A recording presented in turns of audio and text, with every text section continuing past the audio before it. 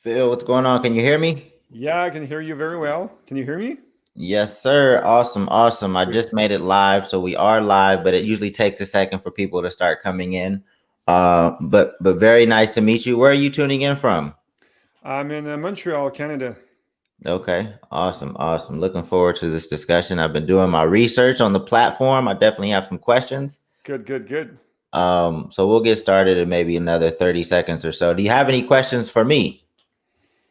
Man, not that I can think of right now. Okay. And just for the people watching, I know I have an update for you guys. You guys, there's a remix contest going on right now, a Paul Wall remix contest. I think if you go to BeatStars.world, participate in the remix contest. I think there's up to $7,000 worth of prizes. So check that out. Participating in contests is always a great way to flex your skills and get in front of some new fans. So I know BeatStars has that going down right now. So wanted to mention that. But today I have Phil, who is the founder. You're the founder, correct? The founder of Bopper Music. Yeah, correct. Awesome, awesome. So we're gonna talk a little bit. We're gonna jump into the platform and what it's all about. But first, we just like to set up the conversation and just explore your background a little bit and talk, briefly about how you even got this far and into the music industry. Yeah, well, a very long story short, I started at like a lot of guys in our industry, like as a player, eventually who became a studio rat slash producer, and then I really took an exit into like full blown entrepreneurship, and that was like a bit more than I would say like 15, 20 years ago almost now. And so I was a sax player back then, and as you can imagine, there wasn't tons of work doing sax gigs even back then. And so very early on when I started like working in this business, I was pretty honest with myself and clear that I needed to find a way to make a living out of this. Otherwise, I would just do something else. So I was like deeply into music, like really involved, going like all in on that cool stuff. But at the same time, I was like, okay, I need to find a way to make a living out of this. Otherwise, like I said, I'm just going to switch to something else. And I gave myself like a deadline back then. Like I remember I was like maybe 21 or 22, and I said like, okay, I got it until 25 to pay my rent with this stuff. And a year or two later, I was making like very decent money for the time and for the age I was, obviously. And Mm-hmm. the way I found at the time was with my buddy Paul. We just started writing music for ads, and at the time, that's like the early 2000s. It was an interesting time because this market was pretty much dominated by older guys, pretty much who were from the I don't know. I'll call it the jingle era. Like back then when like ad music was like writing that song that just pushed the product down people's throat, and all these like jingles that we're somewhat familiar with. So that was the landscape, and at the time, like we were like young guys leveraging technology, like buying all the cheaper cool equipment that you could at the time. It was like the very very very beginnings of the home studio. We didn't even call it home studio back then, but if you were like a tinkerer, like really into technology and computer stuff, you could somewhat assemble something that resembled a studio, a recording Mm-hmm. studio. And I was into that from a very early age. So I assembled, like I said, a basement studio before there were basement studios. So basically, we were free to record, produce music with samplers and recording equipment before a lot of most people our age were into that. So basically, we were like competing with guys twice our age who had like built like big names for themselves as like composers and producers, and that had like huge studios. But so these guys had these like amazing careers and all that, but they didn't really bond with the guys who became our clients, like the ad creatives who would like write ads and art direct ads, they were somewhat forced to work with these older guys. They didn't really share anything culturally. Like they didn't listen to the same music, go to the same parties, read, I don't know, whatever we were reading back then. So we came in with the ability to produce quote unquote professional music, great sounding music, whatever. And we gelled with the community that was actually creating those ads. So there was sort of like a good timing, if you will. And we came in with the right tools at the right time. When you were approaching were you approaching ad agencies? Were you approaching companies direct? And who were the decision makers that you were trying to get to? Definitely ad agencies. Okay. It was even like more like cut and dry back then. Like if you wanted to get in, if you want to get any sort of work in that business at the time, it was 100% agencies, and basically you were speaking to art directors and copywriters and creative directors, that sort of people, and they basically like decided on 100% of the work that was being done. So it was pretty quick, you know. Once you got a couple of these people that like you, there was a lot of work to come by, you know. And again, we were so young and different that than anything that was out there, that it grew pretty fast. And from that, I built with my buddy Paul. Again, we built what became Apollo Studios. And like fast forward like 15 years later, and we had like almost 100 people working in the company in like 6 different cities in the world, in New York, Paris, LA, Montreal, of course, Toronto and Berlin. So it really grew out of just us trying to making a decent living for ourselves, and then just expanding, and what we would do, you know, like Montreal is a French speaking city. Like French is my first language, so it's like the French speaking part of Canada. So we had like, and it's, this city is known for its like its European edge, if you will. It's a bit of a cliche. So we would go to Toronto, which is a much more US like big city vibe, North American city, and we would come in with our European Montreal edge, you know, and that was like our visiting card, if you will. And then we did the same thing. We went in Europe, in Paris, and we played our North American card, you know. So we were basically playing the cards we were dealt, you know. But that worked Right. well for us because the city is so like diverse and all that, and that really helped us like break into new places like that. Got you. So when does Bopper arrive? When do you start working on that? And can you explain to people what it is?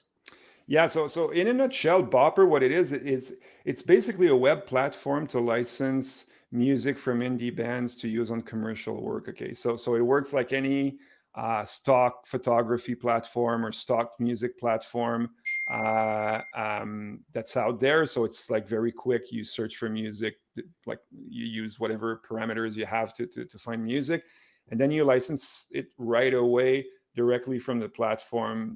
So that's where the analogy stops, if you will. So it's all automated like the stock platform. The big difference being that we represent artists and bands and people that you wouldn't necessarily find on stock music platform, because of the different models. The subscription model is very popular these days in stock music. Like you pay a monthly fee and you get like open bar on whatever background music you need. So that's great for a lot of things. You can get by with that type of music. But fortunately or unfortunately, depending on how you look at this, like artists, like independent artists that have actual careers, like touring bands and people that have like commercially released albums and things like that, you don't find these people on stock platform, just because you can't really squeeze that kind of work into their model.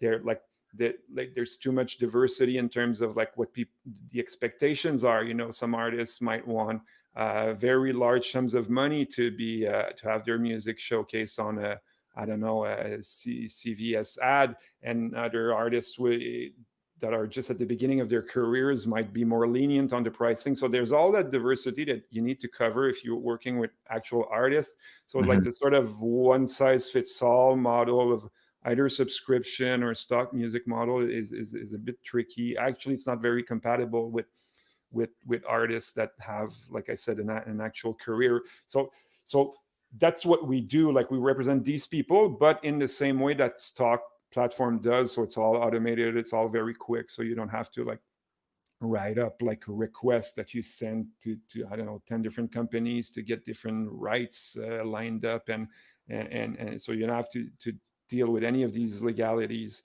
So that's what we do, and to go back to your question, how we came about doing this, it's really out of this whole thing really started in Apollo Studios, which was the production music production shop I was talking about before. So one thing that was a constant, I would say, frustration at least for the, I would say, the last 5 years. I sold that company in 2016 to a media group, so I'm no longer involved there. But for the last 4 or 5 years, I would say that one of the problem that we came across the most was again like creative types in ad agencies calling us up saying, "Oh, we'd love to have cool indie or new bands on this great project or campaign we're working on. What do you have?" Okay, so that's an understandable request. They want to tap into what people are listening to, what's cool, what's up and coming, what's trending, and whatnot. So that's a very fine request.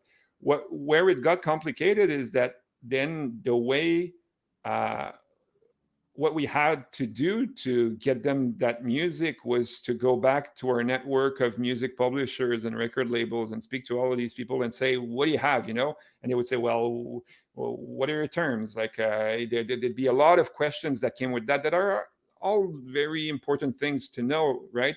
But there was nothing like a quick solution to that. You had to talk to a Right. lot of people, and the turnaround were crazy. Were crazy. When we were asked for music, that turnaround time was typically, I don't know, a day, two tops. And you were expected to speak to 20 labels that had to speak to 20 artists each, and to line up dozens of super appropriate solutions. So that really didn't make sense. So what I started doing at the time was that you build relationships with all these labels doing the kind of work that we did. So what we did is say, okay, from speaking, let's say, to a hypothetical label, in your catalog there's these 5 or 6 artists that we know are very ad friendly, that would be somewhat easy to place in the type of work that we do. Why don't we sit down with these people, come up with some sort of, at the time it was a rate card, like a set of prices that we agree upon in advance, and Mhm. then we'll pitch the hell out of that music. So that was the idea. That was all done offline, right? It was just like a bunch of agreements, most of them verbal agreements with people we had long-standing relationships with. So I would do these deals like left and right with the people whose music I loved, and started pitching that music. So obviously, at some point, I needed a better pitching tool than just sending hard drives all over. So we built a rinky-dinky website, and next thing, that rinky-dinky website, people are actually using it and playing songs. Why don't we try to make it transactional? So we never like aimed to build a stock music platform that had like all of the music in the world and all of that. It was more, we were trying to fix to address a very, very narrow problem that we knew very well, which was like all of these guys, we could take the problem, like look at it from a total different angle, like 180 degrees. We were also like constantly, like most of my buddies are like musicians and artists, and all of these people I've worked with for the longest time. A lot of these artists, not all of them, but a lot of them wanted to have their music placed on commercial work.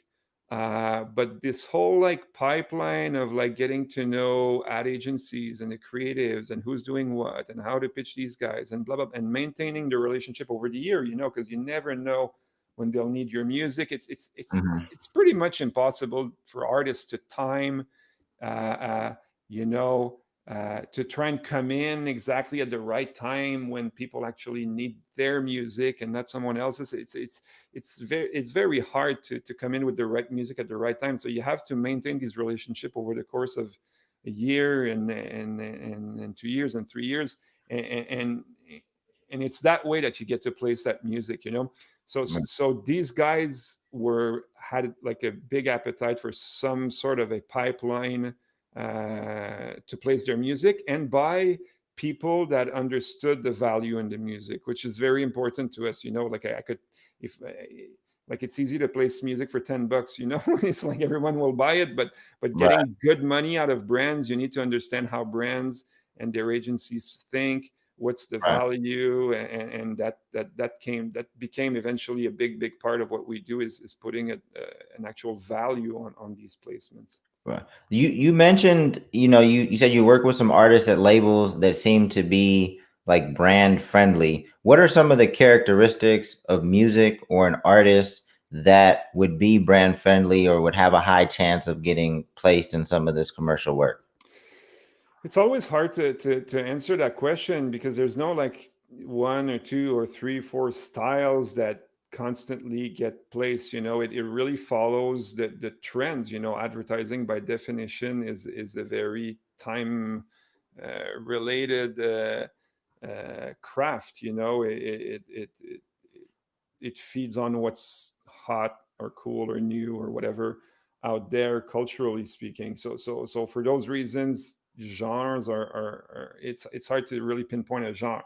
That said, there's a bunch of genres that we know don't get placed much, and that's pretty easy for us. I can't remember the last time I placed a jazz song. People pitch me jazz music, which I'm a sax player, I love jazz, but I just don't ever place jazz. Blues, pretty much the same. Metal, pretty much the same. Aside from like, I don't know, the odd case where they're making a joke with a like a screamo metal track or something. But I mean, in the vast majority of the work that we do, those are genres that aren't get placed. So that's kind of easy, and there's a bunch of those. Now that you like, as I've set aside like all these like swaths of music you'll never use, what I what I say to artists when I work with them and they're trying to zero in on what has the most potential, I would say that like whatever genre of music you're working in, it doesn't matter. You don't have to change that, but look for that pop sensibility. Okay, so regardless of the genre, it has to have some sort of a hook that people understand and get right away. If you have to think about it too much, or if you have to be too knowledgeable in a certain Mm. very niche genre, it's probably not good for ads. It has to have like mass appeal, regardless of the genre. It could be in any genre. It could be like Delta blues or whatever it is, but as long as it's like catchy, and that leads me to the second thing, it needs to be catchy fast. Like it needs to be catchy in the first few seconds or in the hook, or it needs to be like easy. People need to get it, very very quickly. So yeah. Would you suggest, so I have a lot still have a lot of questions, but would you suggest that the music that gets put in your library like starts with the chorus first, then, if you want to catch them first? Because I know that sometimes, even in like, I got told that like by radio folks, that sometimes the songs that work better on radio like start off with the hook, like, or the hook Mm, is like is closer to the beginning of the song. I'm not. Yeah, I've heard that a lot too. Like I definitely hear that like in music conferences and things like that on panels. This is a very personal answer, but like I know how to navigate a song quickly. I don't need people to go like real technical and say, "Oh, I need to hear the chorus within the first 10 seconds of the song," otherwise I skip. I can skip to the chorus pretty Okay. goddamn quickly. I don't need help doing that. Okay. But what I was saying about hooks, like a beat. without any vocals, just a beat, Mm, like, can be ridiculously hooky, mhm. before there's even like a lead instrument or a vocal or a song, whatever it is, so it doesn't have it evades, like, very, to me, it eludes very strict definitions. Got it. Got it. So how so your website, and I might have even made an error in one of my promos for this session. So all of the music that gets placed on your site is for commercial, like for like commercials and things like that. It's not for television and film, or is it both? But no, you didn't make a mistake. It's just me going into my old habits, because the Okay. Bopper was made for people that do commercial work. Okay, Uh-huh. so that's where we started from, and quite recently we started opening to folks that do film and TV, uh, Okay. because were basically asking for it, and technically it's not a very big challenge to open up our licensing engine to different media. It's Right. just for focus reasons. We were so focused on that, on making it work for the ad people, that's what we've been doing since we started. So it took us a long time to open up to film and TV. But you're right. Today we do film and TV, though it's still a bit experimental for us. It's the vast majority of the work still comes from the ad crowd. Got you. And I think probably the question that people would want to know the most is how do you get your music into your library as an independent artist? Yep, it's pretty easy. Like, we have an email to get pitches. It's like music@boppermusic.com. So that's pretty easy, and we listen to everything. Sometimes it can take a while, but we really make sure to listen to everything, because it we never know when where the next huge track for us is going to be coming from. Sometimes it's from very established players, sometimes it's from like total newcomers, sometimes it's from, like, if you just never know. So we have to listen to everything. It sometimes it takes a while, but we get around to it, and we usually do also, like, people like to know, like, artists and labels that we and publishers, that most of, actually all of the time, we never sign albums or catalogs, we sign tracks. And so when we were sent, I don't know, 2 albums, 24 songs, whatever, we'll go through that stuff and then try to zero in on the 1, 2, 3 tracks that we feel have real good potential in our space with the type of crowd we're talking to, and we'll work just these songs.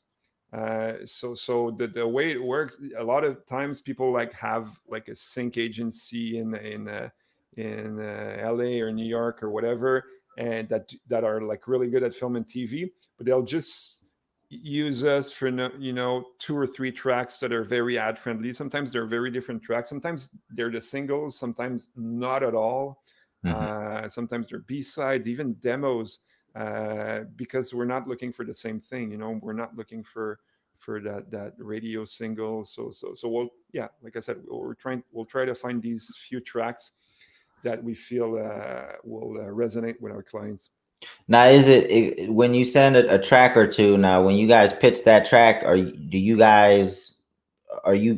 require that you guys pitch it exclusively, or is that a non-exclusive agreement? Can I have another company pitching? I know it's not ideal for stuff like that to happen, but is it a non-exclusive or exclusive basis? Most of our deals are non-exclusive.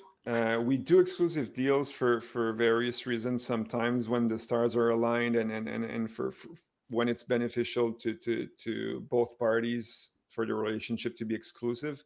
Like a lot of folks we work with don't want to be on licensing sites, right? For the vast majority of these people, we're the one exception. Uh, we're the Even if it's not an exclusive deal, we know for again the vast majority of these people that they don't have their music on other websites because they don't want to. Like, they don't want their music to be licensed for $50 or under some subscription model where the fees get broken down like they do on Spotify and the like. They want to reserve sync, especially for brands, to channels that know how to monetize that music. So even though most of our deals are not exclusive by nature, if you look at the language in the contract, in the end, we're the only people representing the vast majority of what we have on there. Got you. Okay, so can you just like high level? Can you just walk us through the process of a I guess either ad agency or a brand that goes to the site? What are they looking at, and how do they find what they want quickly? Yeah, there's really two patterns with us. Okay, there's the pattern of people that, like you said, they go on a site. Uh, Most of the time, they already have a good idea of what they're looking for. Mm-hmm. Um, they could be experienced or not experienced with like search terms that makes anyway that's in our court, but it does make the whole finding of music challenging because some people are very, very knowledgeable with music, some are not at all, and you try to accommodate all of these people. But anyway, so they go on the site, um, they look for music. It's simple, man. They download previews, which are like MP3 previews, not good enough for broadcast, but good enough for them to edit to. So they'll edit to that. Usually they'll download like 8, 10 tracks. They'll put them in a project, maybe share it with colleagues. So we have all these like nifty features for collaboration. So ultimately they'll download tracks, slap them on an edit, and then there's that stuff that's going on internally. The creatives will share with the director will share with the creatives might internally bring it to the accounts person. Those are the people that actually represent the brand inside an agency. They have that's most agencies still work like that these days. There's like the creative team that writes and creates ads, and there's the account person that sort of represents the interests of the brand inside the agency. So the brand always have a voice, Mm-hmm. in the daily operations of the agency. So that music will make its way to the account people. If it's deemed good enough, it will make its way to the marketing team over at the client. So it like goes out of the agency at that point. And at each of these stages, usually the number of tracks that are considered is getting narrowed. So by the time it gets to the client itself, the brand, maybe there's 1, 2, 3 tracks that are submitted tops. Um, what what's interesting to know, and that a lot of times people don't understand, is that an agency might ask us, might go on Bopper for music, pull out 12 tracks, but they also might like call up a music house they like and are used to work with and do the same, and they'll ask these people to just like they used to do back in the day to me. They would ask me for 10, 12 tracks. uh, Mm-hmm. but what tends to happen is that they'll call these guys, and these guys have the exact same problem I was having back then. It's like it's hard for them to come back with very firm answers, like, because one thing I haven't mentioned is that usually when such a search is initiated, the people involved have a pretty good idea of the budget they're working with. Not necessarily something very final, but they definitely know if they have 500, 5,000, or 50,000. Definitely. So that will definitely guide what they're looking at. So on Bopper you can filter by price and all of that, but that's I mentioned that because that's where it gets complicated when you call a supplier or company that represents music that's not pre-cleared. Is that you can say, okay, I have like $5,000, but it's hard slash impossible for these guys to send music and be 100% sure that it's going to clear for 5 grand. So Right. so so anyway, so they'll usually, sometimes they'll work just with us, sometimes they'll work with a bunch of people. So all this to say that on a track with a decent on a spot, like on an ad with a decent budget, sometimes you can get like hundreds of tracks that are pitched, like on big budgets, like if we're talking like, I don't know, 80, 100K, something like that, something along these lines. Man, you can bet that there are hundreds of tracks that are considered for sure, and by reputable people. I'm not saying like 100 tracks are random, like inadequate tracks are played, like hundreds of like pretty relevant tracks from reputable suppliers are being considered. So it's a pretty competitive game. Right. So if your music does get accepted and it gets put in the library, are you saying that, like, do you set a price for each track? Like, so this track is, could be 2,000, or do you negotiate, or is there some type of negotiation every time there's, an opportunity on the table? Or Yeah, that's a very important question.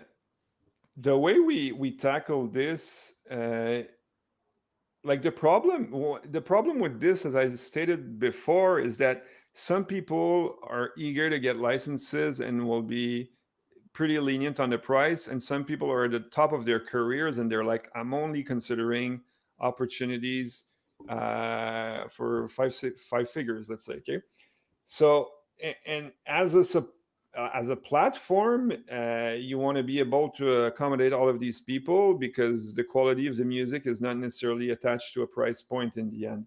Mhm. So the way we deal with this, before we had a rate card, very quickly it got way too complicated. So we end up building an algorithm for that. And an algorithm is the fancy word for a set of instructions, you know. So the way it works is that I'll tell you what's like under the hood, and then I'll get to how we deal with that with artists. Okay. So under the hood, what it does is the algorithm assigns values to all types of possible uses of music. Okay, so starting with the ad world, let's say. So is it on social media? Is it just the web? Is it broadcast, national, regional, based in the States, based in Australia, whatever? All of these parameters are weighted and taken to account in the algorithm. And there's really tons of stuff like media information in there, but also like economics data, because like you can take anyway. Let's not get sidetracked with the details, but we crunch a lot of data that we gather here and there. That's all done in real time. And once that part is done, the other component, if you will, of the math is the artist itself, where it's at in their career, what the expectations are. So the way we'll deal with this is that we assign a weight to the artist depending on where it's at in its career, and usually we'll use something like Spotify plays as a proxy. You know, that's for us, that's the best place to start. Sometimes we have to look elsewhere, but that's usually where it starts. So that's factored in, and that's where we start. And after that, the artist can say, okay, that's very fine, but I'm very well known, but I just want to get licenses these days. So we'll moderate that effect manually, and it's really like a two-way discussion. Like once we decide we want to represent a track, it really becomes a discussion with the artist and its team to try and determine what's the best pricing. But instead of assigning a price as we would in a rate card, we assign a weight to the artist that just gets crunched with all of the rest of the data. And we have like a sheet full of sample prices. So again, it's not a rate card. It's not meant to define every possible scenario, because there's literally tens of thousands. The idea is to just have a sample that the artist and its team can take a look at and say, okay, this pretty much represents what my expectations are when my Right. music is placed on an ad. So that's the way we go about doing this. And there's yet another layer, which is like on the fly changes. And what that means is that, let's say we sign, let's say, an Australian artist, big in Australia, New Zealand, and that part of the world, you know. So we'll make sure the prices reflect that in that part of the world. And that hypothetical person might say, in the US, like nobody knows me, so just try to place me and get whatever you want, get whatever you can there. So Mm-hmm. we'll do that, and we'll make sure the pricing reflects that. But if that same person is at its, like, I don't know, second or third tour of the States, and they seeing like a really good action on the West Coast, well, then we'll modulate our pricing and make sure the pricing reflects that. So we'll really try to piggyback on whatever is being done. Well, especially where there are like sizable initiatives from either touring or marketing in certain part of the world, then we'll try to piggyback with on the campaigns or whatever initiatives is being done. Our pricing can follow these initiatives in a very dynamic way. But no, that's awesome. Because obviously, like if there was just a rate card, like say, hey, I'm fine with licensing my music for $1,000. You could be leaving a lot of money on the table if the budget was $100,000. For Uh, sure. so I'm sure people would be kind of pissed off in that situation. So we have some questions that are coming in from the crowd. This is a good one from Cloud9 Music. He says, "Do you guys accept music from producers that are just instrumentals? Can they submit instrumentals?" Yeah, totally. And they're, yeah, and I mentioned like artists and songs all the time, but yes, I should say that a lot of the music we place is instrumental, and should it be a surprise when you play yeah. So a lot of what we do is definitely instrumentals, and again, I mentioned artists and bands, but in a lot of genres, the best in the game are not necessarily artists and bands. And I'll give you an example. Like if we're talking about, like, if I'm looking for, I don't know, epic film, epic film scoring type of music. So I Mhm. won't find that in band music. So I'll go and see the score people in LA, for example, and then try to make a deal with a couple of the best ones that I can connect with. And in some cases, it's like bedroom producers are just the best at their craft, and I'm specifically thinking about the guys that I used to work with over at Apollo that wrote music for ads. So there's tons of ads that call for bands and artists and that sort of stuff, but there's also like ads that call for like good instrumental track, and maybe that's what the person who wrote had in mind. And there's just some people that are like crazy talented and experimented at doing all of that stuff, and we'll connect with these guys for that type of stuff. So it really depends on what need we're trying to address, and it can come from all sorts of places. Nice, nice. I'm pretty sure I know the answer to this question, but there's another person that asked, "Can your material that you add to the library contain samples?" If they're your own samples, yes. Right. So No. no is probably the answer to this person. Yeah, and it's a big no. I think it's the only piece of like bold language in our agreement is to avoid samples, and it's just good practice, because it's you make everyone's life way more complicated if you use other people's samples. But you can use your own. You can sample yourself. That's fine. Right, right, right. So Paul Neal asked, you said jazz and blues weren't getting placed much, but our boom bap and lo-fi have a better chance since it's hip hop influences. Ah, good question. It's The probably, I mean, now that you've opened it up to television and film, I'm sure that it's even a wider array of sounds that you're looking for, right? That Because that's absolutely true, because ads is very, very, very narrow compared to film and TV. Especially in TV, there's technically no style of music that you shouldn't have in TV, because you can always have someone walk into a bar and it's a freaking 1970s salsa bar in New York, and you gotta have that. You gotta have right, everything.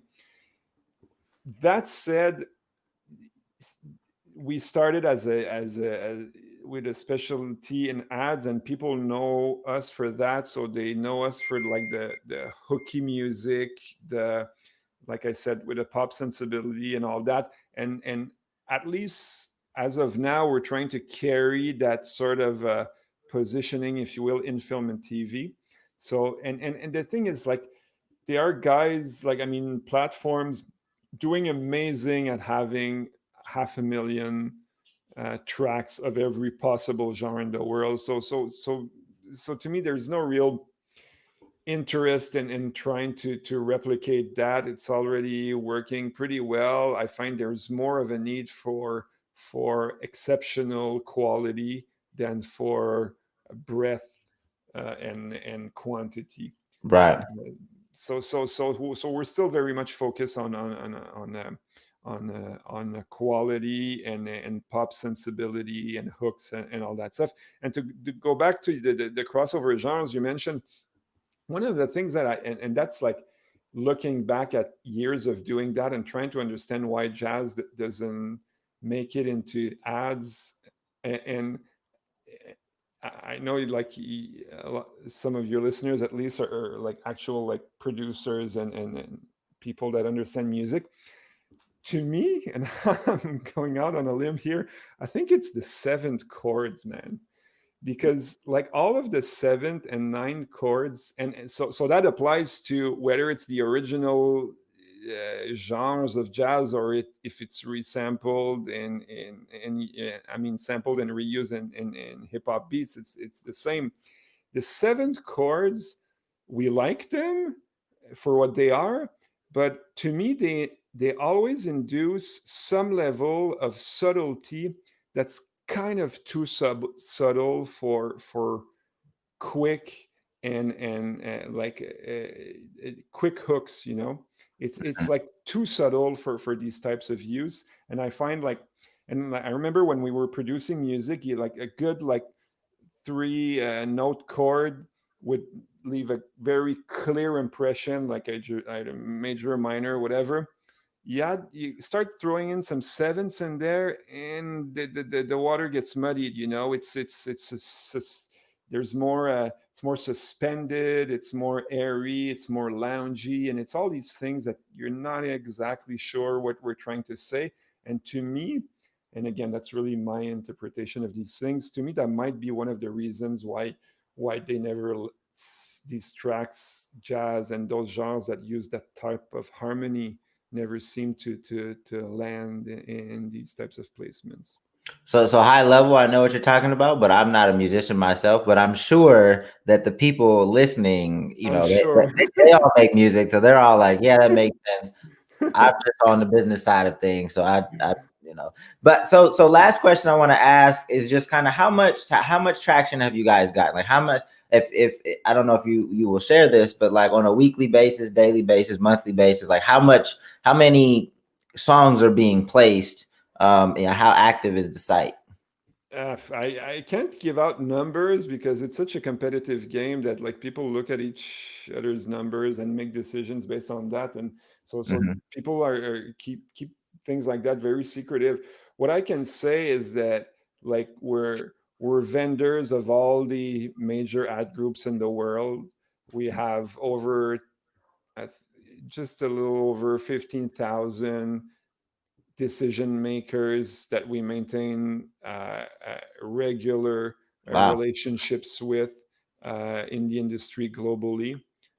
So we have a good idea of who's doing what, and we try to stay active with all of these people without being annoying. Trying to bring value to these people all the time, but we have it pretty. Um, like we know the landscape, we know who's doing what, and then we're in contact with these folks. And to us, that's a bit of the measure of where we are. Is do the right people that need to know you. And at this stage, I can say, like, it took years, but at this stage, I can say, at least in North America, less so in some parts of Europe, Mhm. but like English speaking Europe and North America, they have a good idea who we are, which is a big measure of success for us because it took so long for us to get there. Right. How many? I lied. Sorry, I got one more other question. One other question. How many people are on the team now? How many people are at Bopper? It's a 8 people team now. Okay. It's going to be 10 in February, March ish. Okay. Awesome. Well, cool. Well, can you give out that email address one more time? Because I'm Of sure a course. lot of people are going to want to submit their music Yeah. ASAP. So it's easy. It's music@boppermusic.com. There it is. So that's the inbox for everything music. That's where it lands. So music at boppermusic.com. You know, we have this platform because we just want to raise the quality of conversations around young creators establishing a business. So we try to educate them on different revenue streams and different players that are opening up different revenue streams. And, you know, we want them to be able to take advantage of it because sometimes you make you make your career in music in a way that maybe you didn't think about. You know, maybe it's all sync, maybe it's all merch, maybe it's all sponsorship. You know, there's a bunch of different ways to establish a Totally. business. So we want to just educate them and just let them know what's available, you know, what is possible. So Good. I appreciate you joining us. If there's anything you need from us, you know, feel free to reach out. But I think what you're doing is awesome. I played around with the platform a little bit. I think it's sleek, it's user friendly. So I think it makes a lot of sense. Cool. Well, pleasure to be here, man. Thanks for the invite. Thank you very much. Have a good one. Enjoy the rest of your week. Okay, you too. Bye bye. All right.